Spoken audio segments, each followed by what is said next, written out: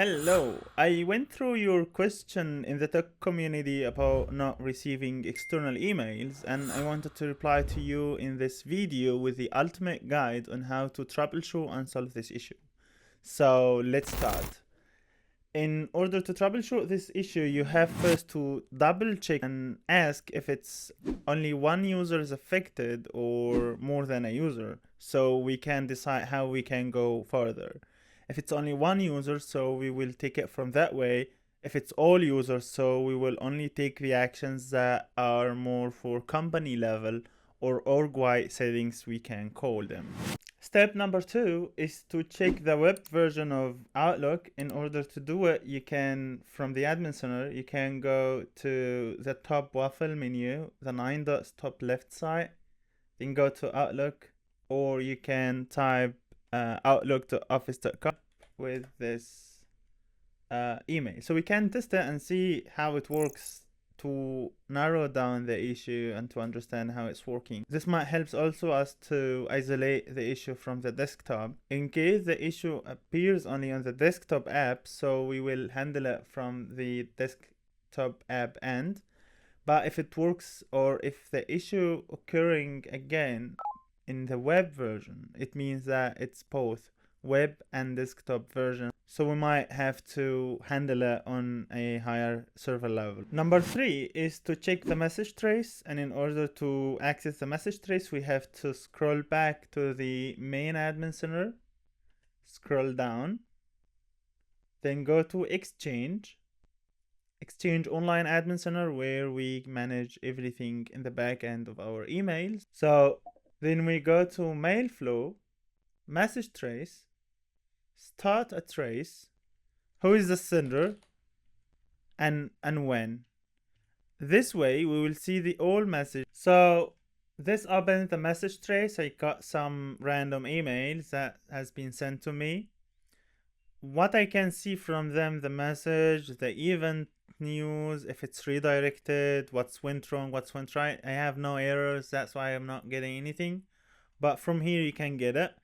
For sure, if you needed some help in this, like analyzing the report or analyzing any error message, I will leave my contact details below. Just reach out and we'll be more than happy to assist. Number 4, you have to check the DNS records and to ensure that the MX record especially is verified correctly.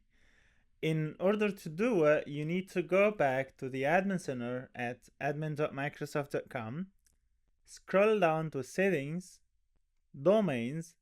I had to switch back to my main admin center, where I can show you the settings, the domains, the domain I have, and the DNS records, where we see everything is in green and is good. You have also to ensure that DKIM and DMARC apply.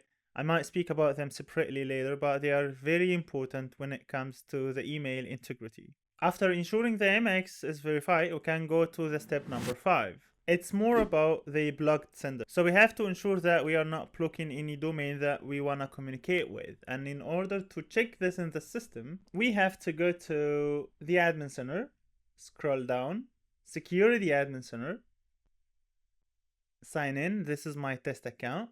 Then we go to email and collaboration. Then we go to policies and rules, threat policies, anti-spam policies, the anti-spam inbound policy, the default one.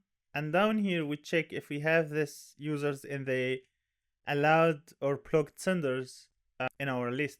So this is also have to be confirmed. Step number 6. We have to go back to the Exchange admin center in order to review the active rules or connectors that might block this. So we go back to the admin center, select Exchange admin center, then go to mail flow, rules, and ensure that there is no rule that is affecting the mail flow. Something else that we have to consider is checking the connectors, because I have faced many clients with similar issues and they have got connectors that they are not aware of that is also participating in such issues. So just review it, please. Step number 7 is to review the quarantine. I will paste the link for the quarantine below, where you can go to security.microsoft.com/quarantine, So we review from there the quarantined emails and the reasons behind them, why this happened, and how to avoid it. This is a great topic that we can speak about it later separately, but this is also has to be considered. Step number 8, you might also need to try to test with another domain or email to ensure that it's like not a general issue related to the recipient and not from your end. That's all for now. In case you needed any customized or personalized support, I will leave my contact details below. Thanks for watching and have a great day. Thank you.